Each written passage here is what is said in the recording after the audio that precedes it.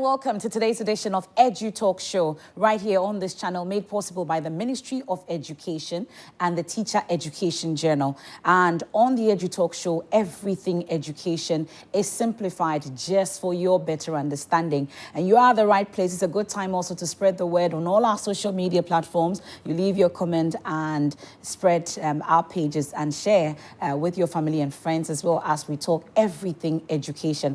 And today on Edu Talk Show, we are putting the spotlight on the Teaching Council. Of course, there's been a lot of talk when it comes to licensure exams, license inspection, enforcement, and that's what we are focusing on largely today here on Edu Talk Show. And my guest today, he's an astute educationist. He's a former unionist.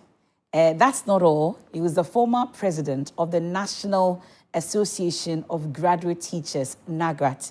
I'm sure this man, when it comes to everything education, he's seen it all. And now he heads one key institution when it comes to licensing in this country, is the National Teaching Council. And he's the one behind making all the teachers write all the exams that they need to write and ensuring that they adhere to all the standards. My guest today is Dr. Christian Addai-Poku. He is the Registrar of the National Teaching Council. Dr. Christian Addai-Poku, welcome to Edu Talk Show. Thank you very much. It's always a delight to interact with you. Let's just have a general overview when it comes to the National Teaching Council. What exactly does your work entail, as we ought to know? Okay, so the National Teaching Council is empowered by the Education Regulatory Bodies Act 2020-1023. And the Act states the object of the Council as regulating the teaching profession. And so what we do is that we regulate teaching, making sure that teachers are of the right quality and that they are performing their work as professionals. That's what we do. And we do this through many, many ways. First, we need to set standards. Before you can say that you are a professional, you must meet that standard. So we set standards. We prepare standards for teaching, training teachers. And then as teachers practice their profession, they must also go by certain standards. So we set the standards. Beyond that, we also regulate continuous professional development of teachers. In the world that we find ourselves, it's so dynamic that from time to time, knowledge changes, and teachers must also adapt to the new changes, the changes that come into the system. And so continuous professional development enables the teacher to stay in touch with modern ways of practicing their profession. Then we also have licensing and registration. The law says the only qualification to teach in Ghana is the license. So to enter a Ghanaian classroom, you need a license to be able to, and other than that, you are violating the law. And it's the council that gives out the license. And the law goes on to say, to tell us what you need to do to get the license. You must write teacher licensure examination, pass that examination, and then be called into the profession, you get a license. But then, at the inception stage in 2018... Yes, I was going to come to how long this has been the norm, because has it always been the case that you need a license to be able to teach? No, it was in 2018 that we implemented the licensure system. Actually, the talk started in 2012. Okay. Some of the policies were drawn between 2012, 2016, and so on, but the full implementation of the licensure system started in 2018. When it started, those who were already teachers in the classroom were grandfathered. What it means is that they were not compelled to write a licensure exam because they were already teachers practicing. So the principle was to halt that system and then gradually reverse it. It doesn't affect their profession in any way? At all. Okay. So what we did is that those who were already in the system will go through what we call continuous professional development. Okay.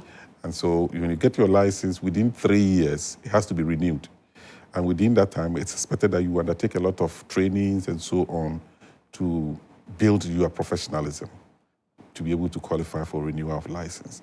However, those who were coming in anew were then required to write the licensure exam. Okay. The licensure exam basically centers on the minimum standards that the entity has set for teachers. So if you meet that minimum standard, then you qualify to be called into the profession. I see. And so that is what the licensure seeks to test. We have many teacher education institutions in the country. Colleges of education alone, we have over 48 colleges of education, both public and private. And then you have a number, about 10 different universities, public and private, who also run teacher education programs. And so everybody has its own distinct curriculum, even though they are all drawing their curriculum from a framework that has been designed by NTC. We call it the NTEF, National Teacher Education Curriculum Framework. And so if you all draw your curriculum from that framework, we want to make sure that at the end of the training of the teachers, we test them to see whether your curriculum has met the standards that we have set for all people to enter the council. So that's the constant check to ensure that all curriculums are aligned, at least with the teaching council. Curriculums are supposed to be accredited by both the National Teaching Council and then Ghana Teacher Education Commission, that's DGTEC. Okay. Well, I'll get into the national teacher standards.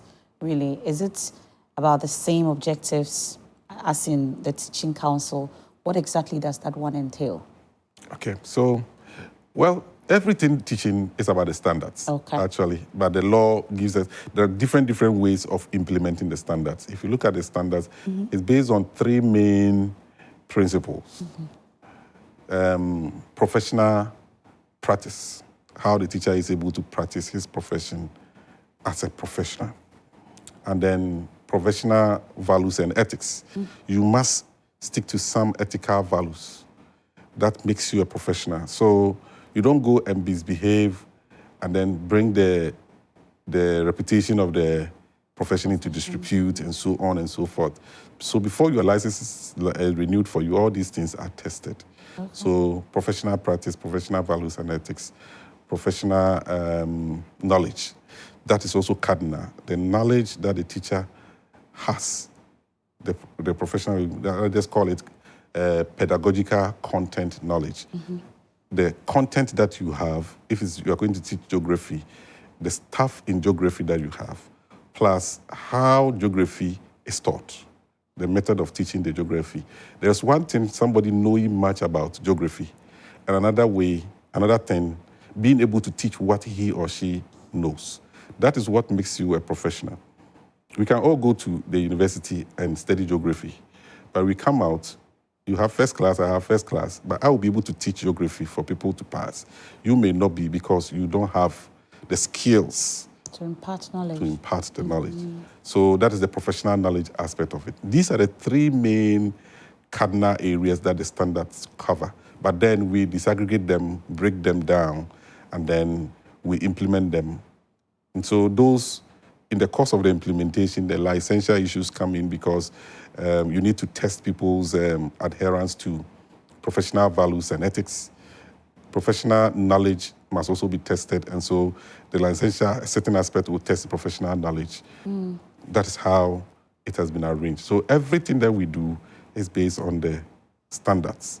If you don't meet the minimum standards, you don't deserve to enter the classroom. What is the standard of teaching in Ghana? From where you sit, at least, you've done a few assessments. What will be your overall assessment, for instance, when it comes to the standards in this country? Well, it depends. If I'm using the rubrics of NTC, then it is not a straightforward answer. Okay. Because insofar as the people meet the minimum qualification for us to give them the approval to enter classroom, then that means they meet the standards. And so I'll say that averagely, if I'm using the licensure examination as a benchmark, averagely we're having about 68% of the teachers being of the right standards, because that is how the pass rate has been hovering around, averagely. Is it the same licensure exams that we saw a number of teachers failing? Exactly. Amongst others. Exactly, yes. So it is because maybe it's not properly communicated. The licensure exam in general has not been that too bad.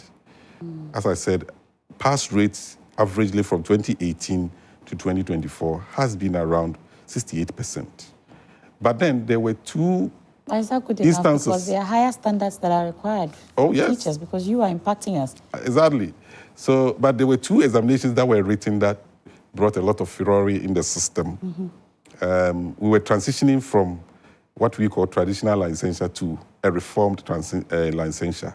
And in the course of the transitioning, we halted people who were writing, and then we decided to focus on those who had written and had not been successful.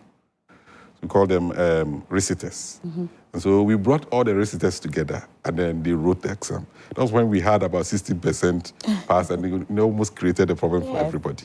But in general, licensure examination pass rate has been around 68%. Other than that, Ghana Education Service on a yearly basis will not be able to have teachers to recruit. But every year, GES is able to recruit teachers to fill the classroom, average of about 20,000 teachers or more are recruited every year.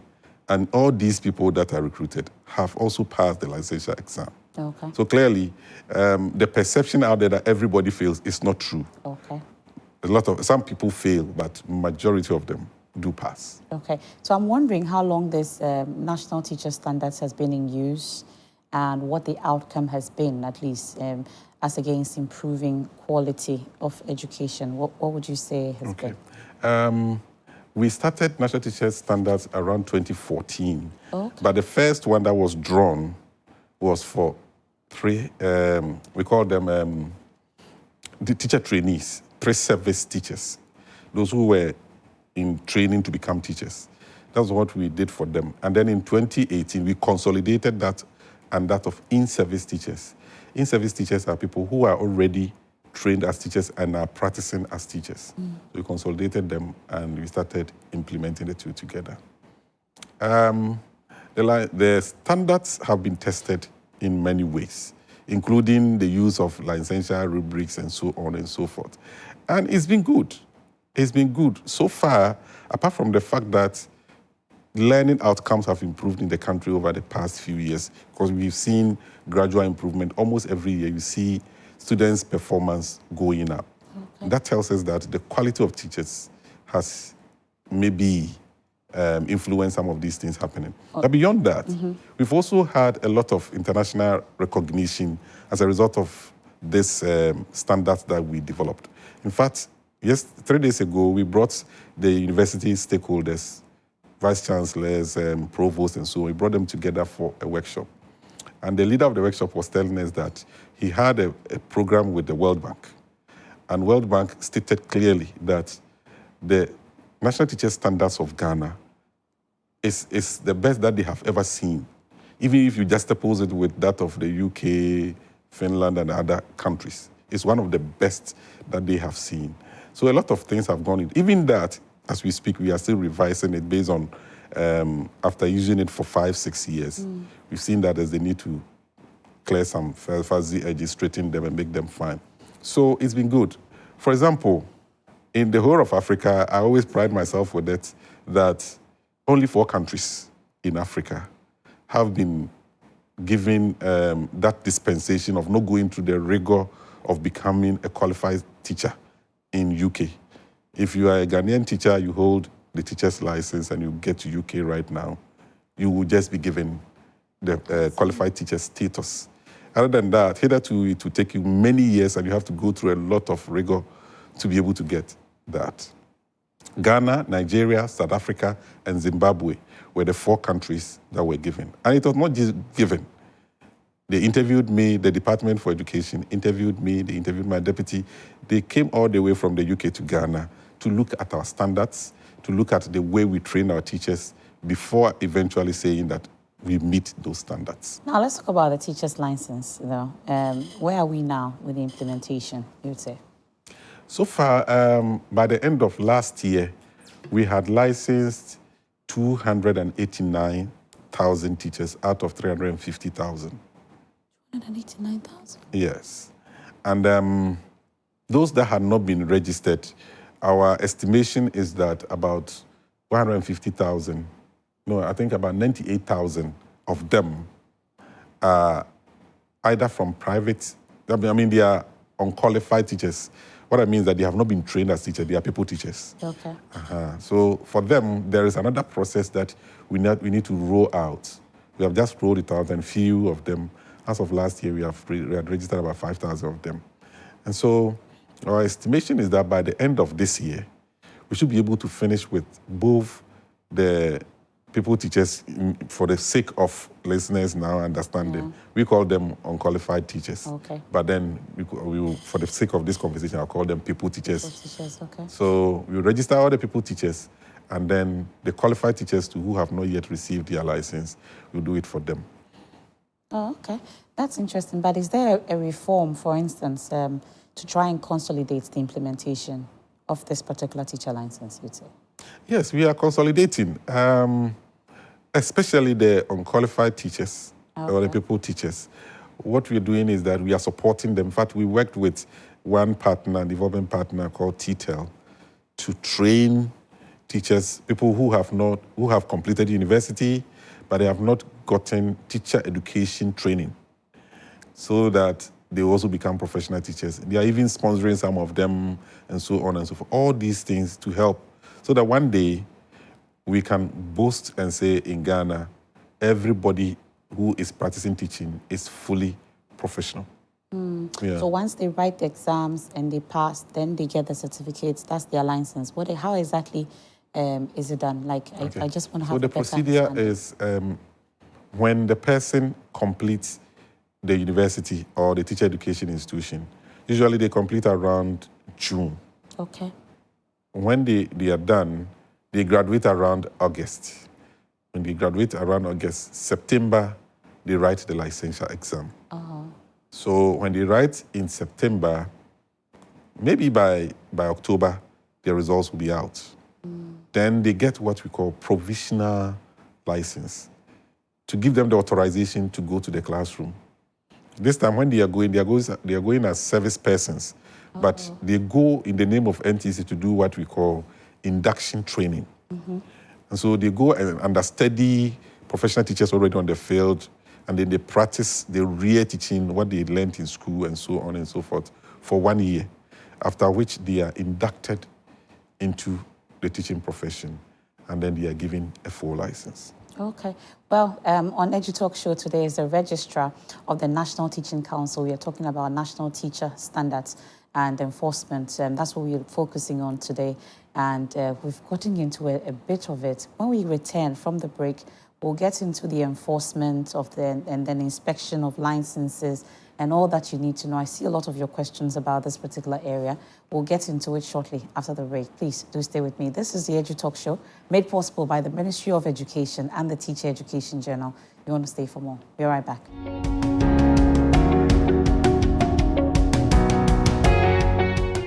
You're welcome back to the EduTalk Show right here on this channel, proudly made possible by the Ministry of Education and the Teacher Education Journal. Dr. Christian Addai-Poku is my guest, Registrar of the National Teaching Council. So before we went on the break, we were hoping to talk about enforcement and inspection of the licenses. But really, if you write and you've passed and you have your license, what is the essence of this enforcement and the inspection? There are two things here.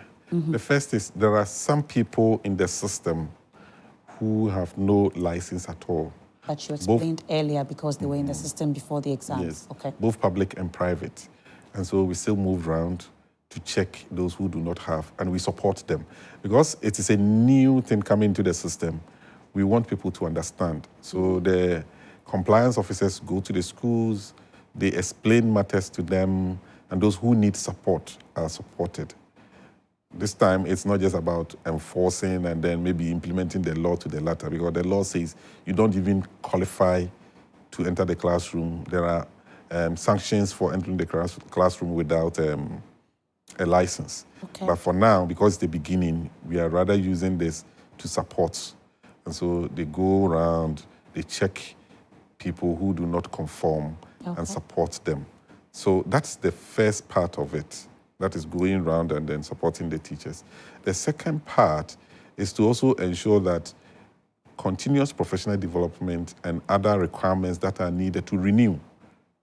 Those who already have, at the end of the year, it expires. 31st, it will expire. 31st December, it expires. It's a new thing that is coming. Every year? Every year. Oh, okay. So at the end of the year, you will need to renew the license. I see. And so we go around, we support our teachers for them to know that you need this number of CPD points. Does the renewal come with another exams? No, it doesn't come with another What's exam. the CPD points? But then you need to do some trainings. Okay. And when you do the training, we give you some points.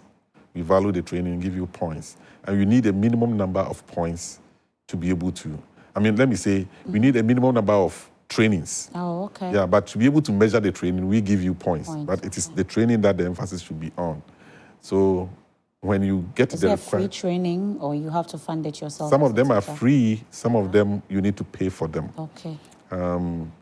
It's one of the things that the Minister for Education said at the South Africa program, and people were applauding. Said in Ghana, it's not so much, but the government of Ghana gives teachers a small amount as continuous professional development allowance, as a motivation, because continuous professional development is a big issue for the entire Africa. Sometimes you need to pay people's D&T, feed them, accommodate them to be able to do continuous professional development. And so a lot of countries are not doing it. And so Ghana, having gone this far, government is paying something small for the teachers to be able to pay for the continuous professional development allowance. So some of the trainings are paid for, others are free. And so they have the right to access both. 20 points, 12 of them, you get them for free. Yes, and then the remaining 8. The 8, still 4 of them are for free because NTC will organize them. And then some development partners also organize. It is rather 4 of the points, which constitute 2 trainings that the teachers will have to pay for. That's fair. That's interesting. But how many times do you get to inspect a teacher's license, for instance? We started the first compliance this thing about 6 months ago, and the report has just come. We focused on 6 regions, and then we focused on senior high schools. We dealt with about 36,000 teachers. When we finished, about 7,000 of them had issues. Either they were not professional in just teachers. 6 regions? Yes. Either they were not professional teachers, or they were professional teachers, but they had not applied for the license. But how fast is it once you get all the 20 points, for instance, or maybe 19 points? What's the cutoff point for you to be able to renew your license? 20 maybe points. First of all 20, you must get all 20. Minimum. 20. That is the minimum. Minimum? Yes. What's the maximum? Oh, there's no maximum. Okay. For trainings, you can do a lot of trainings, but 20 of them will count for your renewal. So until you get that 20 points, it can't be renewed. How long does it take for the renewal to be done? If you apply, ideally, it shouldn't take a long time. Okay. But currently we are going through some system updates. So we've informed teachers that renewals are not taking place. But then when the updates are done, it will be fast because everything is electronically done. You upload your information, everything, and we also check, and we send you a message that it's been renewed. And we are coming out with new license for the teachers. The current one is fading out by the end of this year. It's phasing out. And the new one that is coming, when it's given to you, it will last for 5 years. Okay. But within the 5 years, every year you renew. So there is a QR code on it. When you renew, when inspectors come and they scan the QR code, it will tell us whether it has been renewed or not renewed. And so you hold your license, you go online, you just key in the information that is needed, and then the system will validate you, and then it is renewed. But if you don't qualify, the system will inform you that you have not yet qualified and you need to do this, this, and that. Well, you have 289,000, at least from what I remember, that at least you've been able to license when it comes to this particular process. Are they all compliant, you would say, in terms of renewal and everything? No. A lot of them have not yet complied. In fact, early last year, I wrote to the Director General of Ghana Education Service, and I sounded an alarm, and it became an issue in the country that if care was not taken as at the time, by the end of this year, when they were supposed to renew, or they are supposed to renew, only 4,000 teachers were going to qualify. And things haven't changed that much, so it's a worry to us. And we are still talking to the Ghana Education Service. We have come out with reforms in the system to make it a bit easy for people to renew without necessarily compromising quality. And so I think things will work. It's a gradual process. We started this new. Many African countries are not into this. Only few are into this. But we believe that is the way that the world is moving towards. And everybody will come on board eventually. I'm sure you've been finding out from some of the teachers what exactly is a challenge. Oh, yes. Complying and renewing. Yes, some of them are not computer literate. Okay. They have a lot of, because every application is done online. And so, but we believe that as a 21st century teacher, ICT is not something to be compromised at all. It's not negotiable. And so everything that we do is virtual. Yeah. And so if you are not compliant, it becomes an issue. And people resort to internet cafes and so on. Unfortunately, they don't understand our language. And so they tend to make a lot of mistakes, which prevent people from getting the right answers. I know, Dr. Christian Addai-Poku, I know that you are a fair but firm person. And I'm hoping that it translates into the process in terms of the enforcement and inspection. How are we ensuring objectivity, fairness in the entire process? It goes through a lot of validations. In fact, for NTC staff, they know that you cannot just compromise. We only warn that people should be wary of scammers and so on. Now, they are becoming so uncontrollable, using pseudonyms, people's names. They go to, what is the name of the... social media? Name caller, what is the true caller? Okay. They register my name, Christian Addai-Poku there, NTC, and then they use it. So when you call that number, a name from NTC will pop up. But actually, the person is not an NTC person. Oh, no. And so some of these things happen. The painful thing is people pay money to them, expecting results. Eventually, they don't get the results. Then they come to NTC office. Why did you pay for this? You don't need to pay for this. You are supposed to follow a procedure. If you follow it and you're right, you'll get the services done. Okay. You don't need to pay anything to anybody. Unfortunately, we are out of time, but I can give you a minute just to reach out to your teachers. This is a big platform. I'm sure you can reach all 289,000 and more of them right here on this platform. What will be your message to them in terms of adherence to the enforcement and everything about the teacher, national teacher standard? Okay. So let me first take this opportunity to salute the Minister for Education and Larry and his team for the good work they're doing, helping for bringing these things to the limelight. It's very, very important to us. It's a new policy, and getting people's understanding and buy-in cannot be compromised at all. I will tell my colleague teachers, they know the value. Actually now, every teacher knows the value of a license. If they don't know at all, they know their friends who have traveled outside the country, and they tell them how useful this license is to them. For us, it shouldn't be just useful to somebody in America or UK, but also to Ghanaian children. Yeah. And so what we are doing is to help them to become more professional, build their skills. And so they should bear with us. We may invade into their comfort zones a bit, because it's sometimes challenging doing some of these things, but all in the good of education. And that is what teachers we live for. We live to teach. All other things are just addendum to what we do. We're hoping to see you back in the classroom soon. And thank you very much. That's the Registrar of the National Teaching Council, Dr. Christian Addai-Poku, my guest right here on the EduTalk show. And this edition has definitely been exciting. Thank you so much for being a part of it. The EduTalk show, as always, is made possible by the Ministry of Education and the Teacher Education Journal. Another edition comes your way, same time on this channel. Thank you for your company.